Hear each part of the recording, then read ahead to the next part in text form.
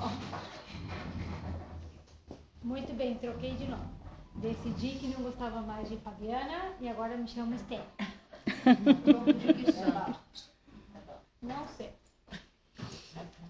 Não, meu nome é Esther Fabiana, mas assim, ó, a maioria das pessoas me conhece como Fábio, Fabiana. Mas como Esther é o meu primeiro nome, daí as pessoas, né, muitas vezes utilizam. Às vezes eu vou na rua e me dizem Esther, Esther, e eu continuo caminhando, não é pra mim, né, porque eu não tenho esse registro na minha memória. Mas quando chamam Fábio, daí eu em seguida, né, atendo. Mas eu vou me acostumar, prometo. Muito bem, boa noite então a todos, feliz de estar aqui. Bem-vinda, dona Esther.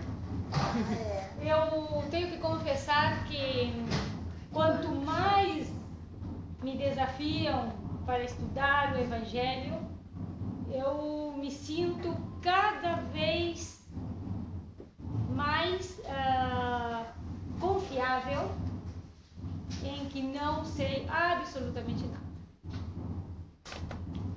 Então, e cada quarta-feira ou cada vez que a gente faz o Evangelho no Lar, que a gente lê em casa, né, todos os domingos, 8h30 da noite, que é uma prática que todo bom espírita deveria de ter, né? O meu é domingo às 8h30 da noite. Então, quem quiser se conectar a essa rede, pode começar a fazer domingo 8h30, que daí a gente, nesse momento, todas as cabecinhas que estão fazendo a prece estão se reunindo, se interconectam e iluminamos um pouquinho esse nosso amado planeta Terra. Mas cada vez que eu leio, eu confesso para vocês, cada vez eu sei menos. Por quê? Porque na teoria sou maravilhosa. Na teoria é tão maravilhoso ler, não é? Como é fácil quando a gente lê. Não é? A gente vai ler e é fantástico aquilo, parece que, nossa, que fantástico. Daí a gente sai na rua, brigou com o vizinho e volta para trás e se lembra do Evangelho e diz, Pai amado, o que eu estou fazendo? Porque o Evangelho, justamente por isto, e o capítulo que nós vamos ver hoje, vocês pensem que ele foi escrito há muito tempo atrás, e ele é tão atual como se fosse ontem que foi escrito. Então, para que nós possamos ver como as palavras de Jesus, apesar do tempo, elas nos acompanham e vêm hoje a nos reforçar aquilo que tanto ele já dizia naquela época e que nós ainda, depois de 2015 anos, não conseguimos ainda colocar em prática. Porque na teoria todos somos lindos, maravilhosos e tudo de bom. Mas na prática é outro patamar, é outra questão. Então vamos ver o capítulo, buscar e achareis. Buscar. Aí, né, a gente se pega lendo assim, o que nós temos que buscar? O que nós temos que buscar? O que? Porque hoje vamos buscar o quê? Internet, ciência, o ônibus, o carro, o micro-ondas, o forninho elétrico, tudo nós temos. Tudo nós temos hoje. Claro, a gente estava, né, na prece de hoje, tem gente que ainda está em dificuldades, mas vamos ver o porquê dessas dificuldades nesse capítulo. Mas nós temos. Então, nesta era, o que nós vamos buscar? Pedi e obtereis. Por que buscai e achareis? Buscai primeiro e acharás depois. Não é o contrário. O que significa esse buscar? Se estou sentada, não posso buscar absolutamente nada. Posso até estar buscando a paz interior, que nós vamos ver também. Sim, mas o buscar se refere justamente à lei do trabalho, que está contemplada neste capítulo do Evangelho. Sim, e por consequência a lei de progresso. A lei do trabalho, por quê? A gente hoje, graças a Deus, tem a facilidade aqui em Capão, sobretudo, e em Capão Novo, acredito que também, da gente trabalhar só no verão. Não é? A gente no inverno descansa e trabalha só no verão. Porque muita gente sabe que no verão tem emprego e no inverno vai levando com o que tem. Nós ainda temos essa possibilidade aqui na praia de se buscar aí esse trabalho, né, que precisamos. Estamos falando primeiro, vamos conversar sobre o buscar e achareis no material, no plano material, porque depois nós vamos ver o espiritual.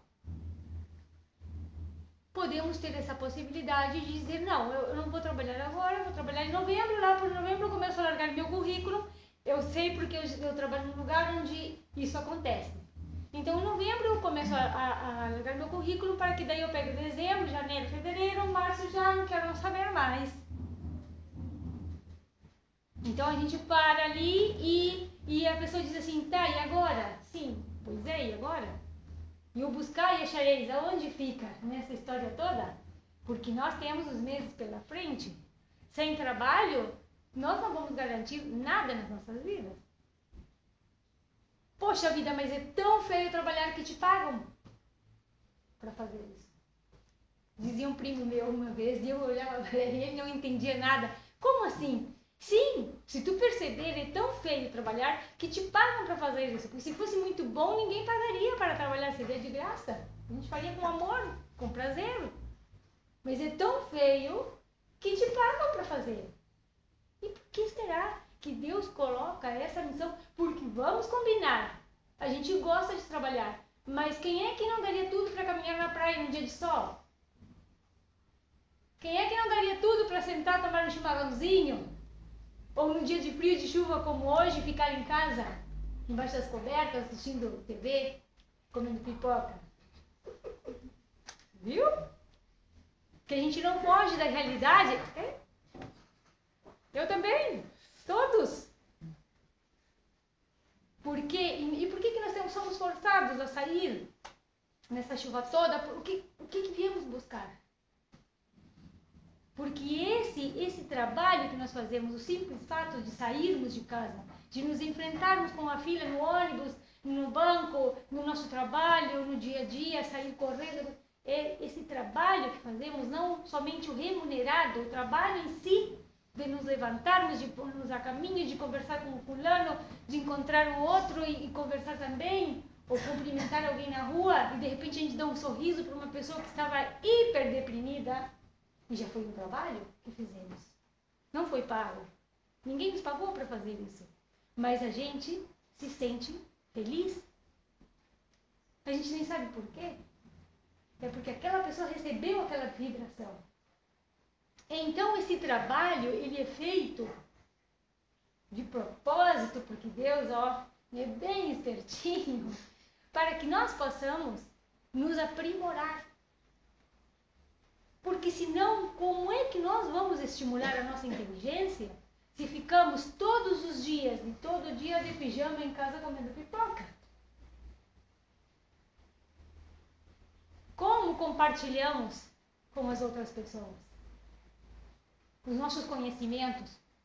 E como as outras pessoas vão influenciar nas nossas vidas se nós ficamos quietos, parados?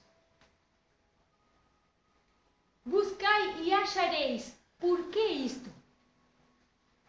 Porque se nós, como pais, diz o Evangelho, atendemos os nossos filhos, isso que ele diz ali, inclusive, diz que vocês que são maus, eu me senti muito péssima, confesso.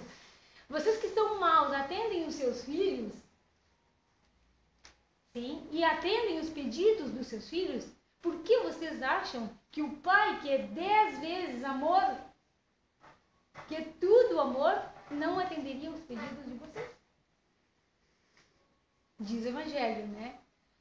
E aí, claro, começamos. Ai, pai, olha só, eu acho que eu não chego no final do mês, está faltando a conta da fulana. Não vamos chegar. Falando dos bens materiais, né? De buscar e achareis o trabalho. Deus guia. Com certeza, nós temos os nossos anjos da guarda permanentemente conosco, nos acompanhando nesta jornada, e com certeza eles estão sempre nos mostrando e guiando o caminho. Mas nós, como pais, quem é pai aqui sabe, a gente pode mostrar o caminho, mas nunca fazer o caminho pelo filho, porque não existe isso. E aqueles espíritos que a missão, coitado, né? A missão deles é nos acompanhar, imaginem. Eles têm a mesma função que nós como pais na Terra. Eles nos acompanham e nos intuem, nos alentam aqui no nosso ouvido e na nossa mente, dizendo: Fábio, vá por aqui, minha filha. Mas a Fábio é desobediente. A Fábio é rebelde. Então a Fábio vai pra lá. E é óbvio. E daí a gente o que faz? Reclama. Porque a gente pediu, buscou, mas não obteve aquilo que a gente queria. Mas a gente escutou? A gente obedeceu? Não. Então nós temos toda uma questão aqui bem humana, vamos dizer assim. Estamos todos no mesmo patamar. E os que estamos aqui não é por acaso, né, na palestra. Então diz assim: buscais e achareis é análogo a esta, ao ajuda-te e o céu te ajudará. Ajuda-te. Não é que o céu vai nos ajudar primeiro e depois nós vamos sair caminhando e vamos nos ajudar. Não. Primeiro nós nos ajudamos. Porque quando se há boa vontade, a ajuda vem em seguida. É o princípio da lei do trabalho, por conseguinte, a lei do progresso. Muito bem. Pedi a luz que deve clarear o vosso caminho, e ela vos será dada. Pedi a força de resistir ao mal, e a tereis. Pedi a assistência dos bons espíritos, e eles verão vos acompanhar. Vos servirão de guias pelos bons conselhos, e não vos serão jamais recusados. Batei a nossa porta, e ela vos será aberta.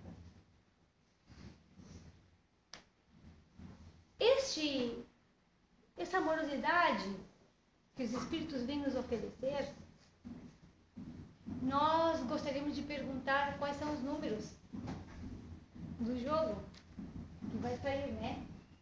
Hoje à noite, para amanhã, seremos todos milionários. Por que isso?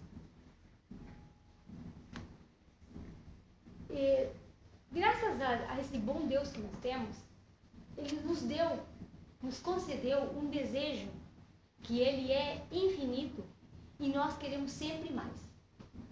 E queremos sempre o melhor. E nessa nossa voragem, não sei se a palavra é certa, sim, porque eu não sei se essa palavra existe no vocabulário português.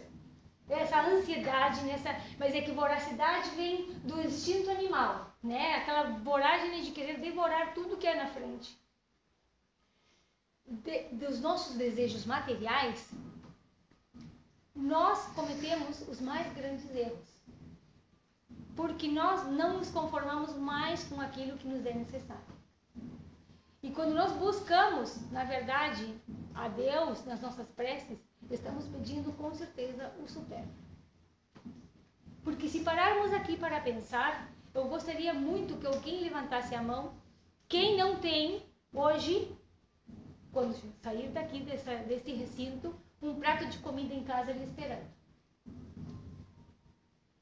Quem não tem? Eu preparei uma sopa antes de vir. Preparou? Botei umas coisas ali. Saiu uma sopa. Sim? Quem não tem? Quem de vocês veio e se molhou demais e não vai ter roupa para se trocar quando voltar? Alguém? Não, porque a gente pode socorrer agora. Né? Já temos cobertores, já temos, né, algumas coisas então na casa. Quem de nós aqui, quando chegar em casa, vai ter que acender uma vela porque não conseguiu pagar a conta da luz? Então quer dizer que nós temos o necessário. Temos todos o necessário. 90% da população humana tem o necessário, só que nós corremos atrás daquilo que é supérfluo. O que é supérfluo? Os 3 casacos que eu tenho no armário. Para que eu quero 3? Não poderia viver com 1, com 2 ou com 2 pares de meia? Um lavo, hoje não dá, né? Porque com essa chuva de uma semana a gente estaria sem meias. Tá, vamos supor 3 pares de meia, seca atrás da geladeira ou no forninho ali, bota no fogão.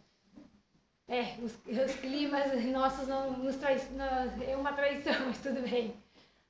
Mas eu quero dizer com isto, significar que nós, às vezes, fazemos pedidos supérfluos e choramos perante Deus e perante os espíritos que nos acompanham, as nossas, vocês me desculpem a terminologia, mas choramos as nossas bobagens.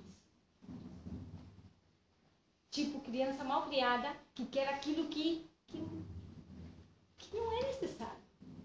Então, como pai, sabe que como crianças que somos, não pode nos dar tudo o que nós desejamos e tudo o que nós queremos. Porque não existe. Estaria nos malcriando e, na verdade, em vez de amar, estaria nos prejudicando.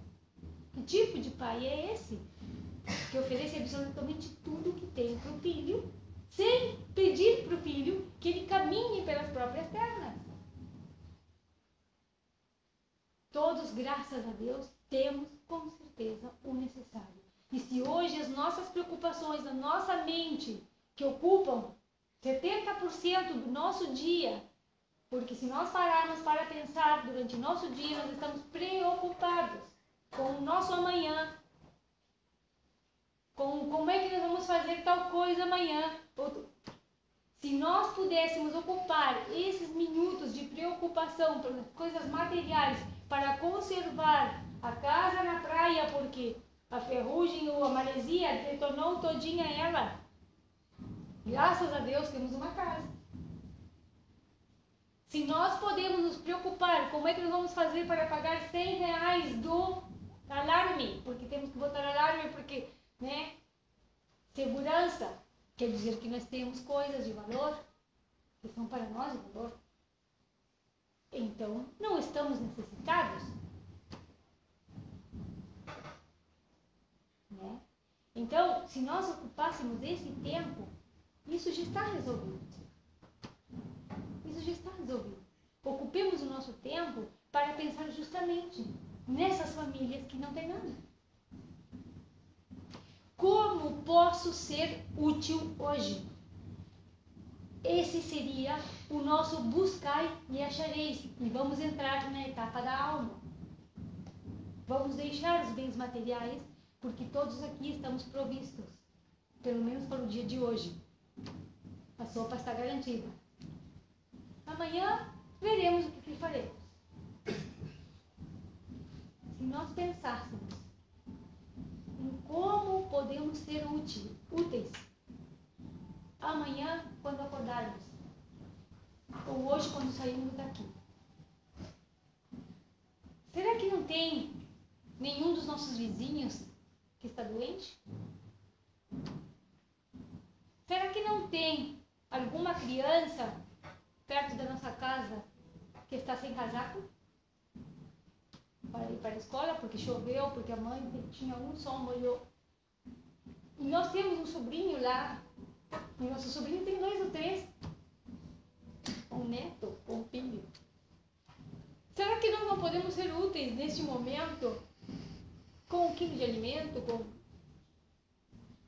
Será que nós não podemos ser úteis de repente com uma prece? Só que a prece não mata a fome.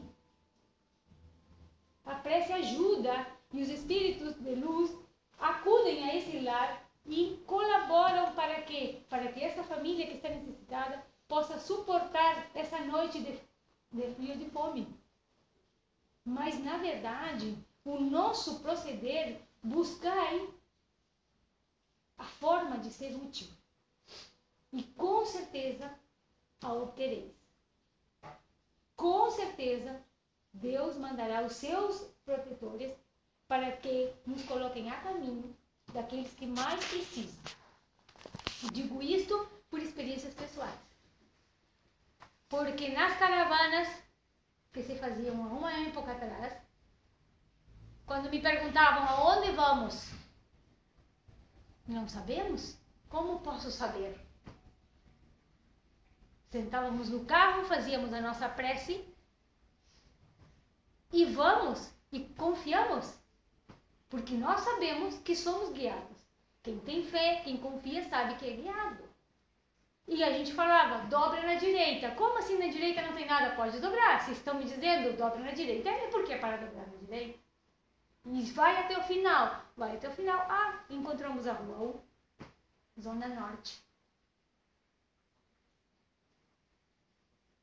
Que nós não sabíamos nem que existia. Um monte de crianças. Buscai e achareis.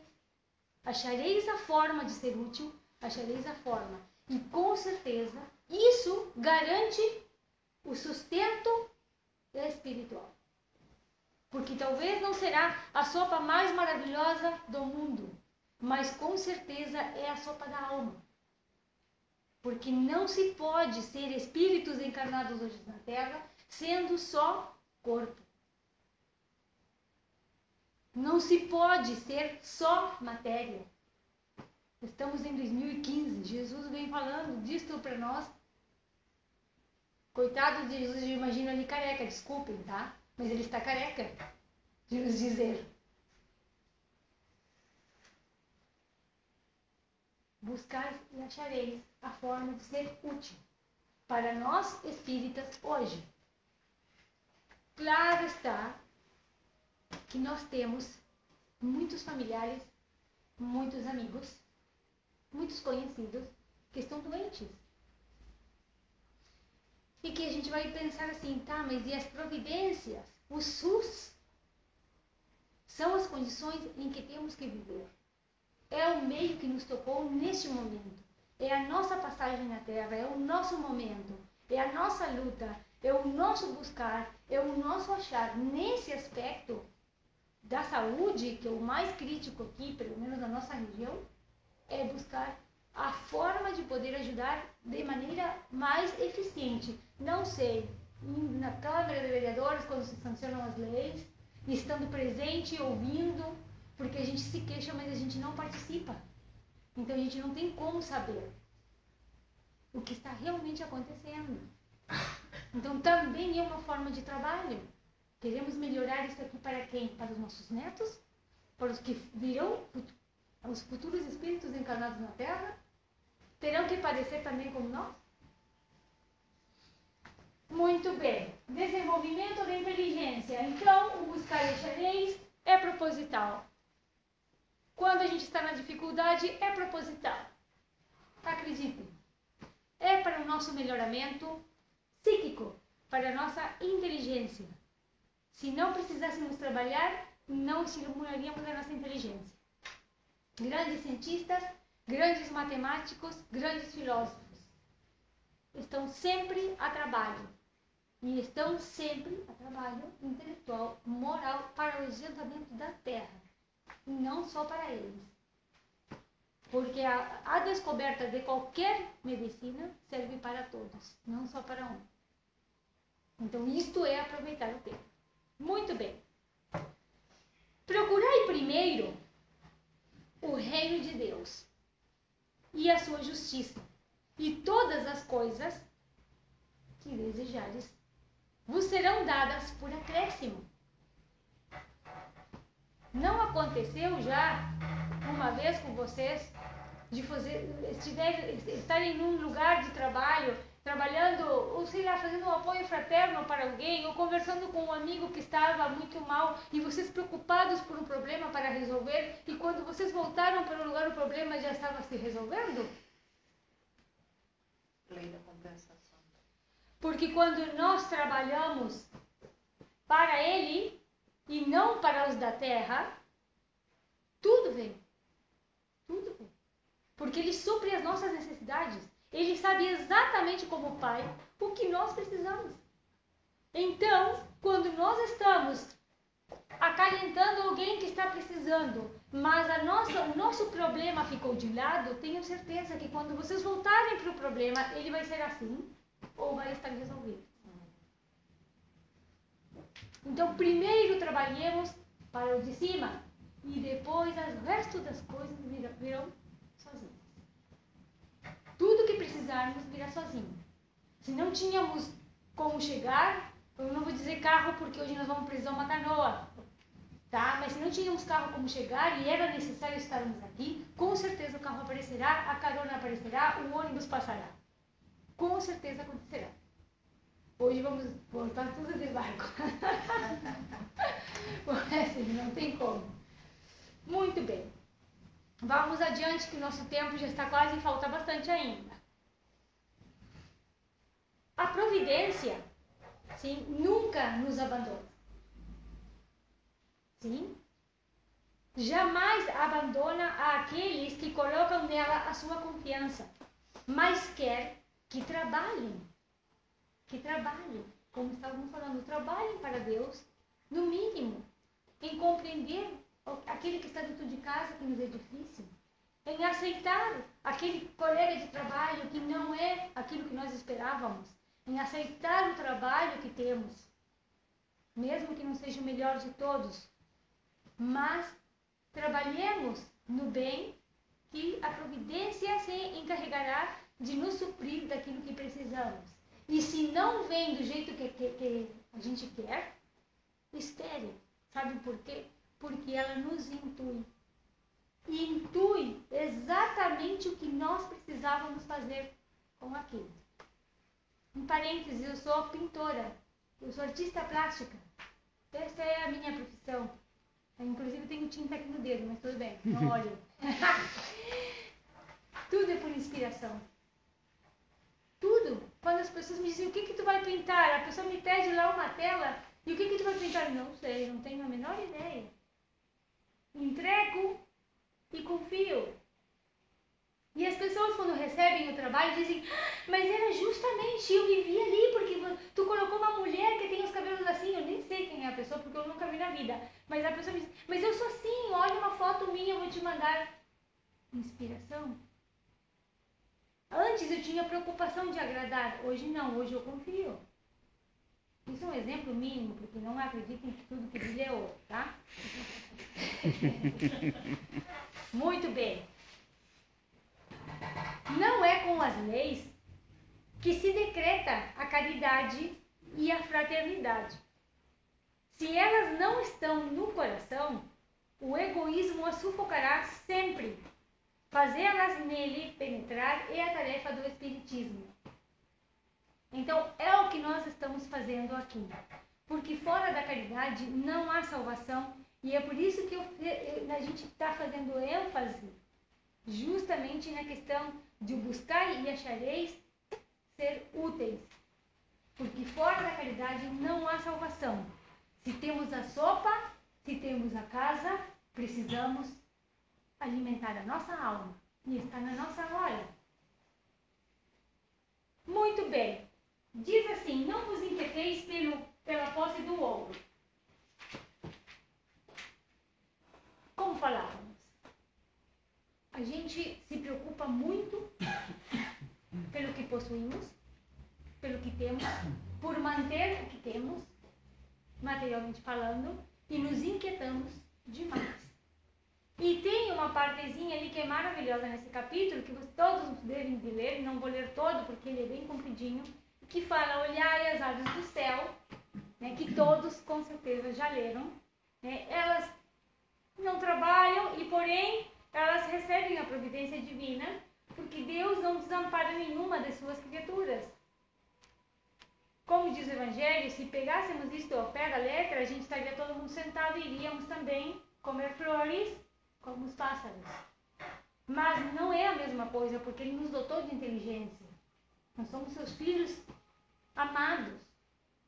Então nós não podemos fazer que nem os pássaros. Os pássaros, como eles não têm inteligência para trabalhar como nós, eles conseguem viver da providência divina. Nós conseguimos senti-la no coração. E só não a tem quem não a quer. Porque é para todos. Não é privilégio de ninguém. Sim?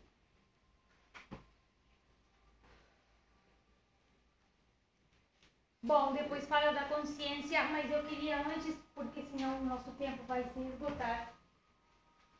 Queria ler porque dentro do capítulo vocês vão ver que ele tem algumas ressalvas entre parênteses onde vocês podem encontrar mais informação sobre o que o capítulo fala, né? E eu peguei um pedacinho de uma parte que eu achei muito interessante.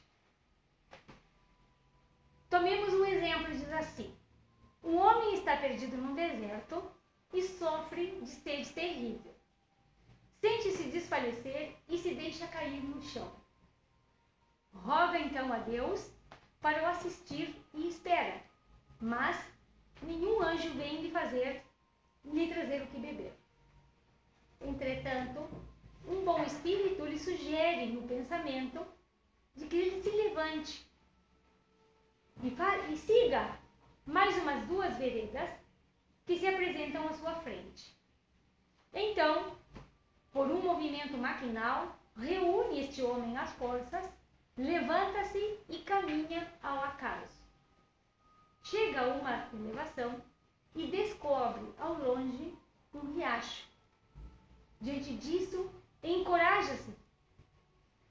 Se tem fé, ele exclamará: obrigado, meu Deus, pelo pensamento que me inspiraste e pela força que me deste.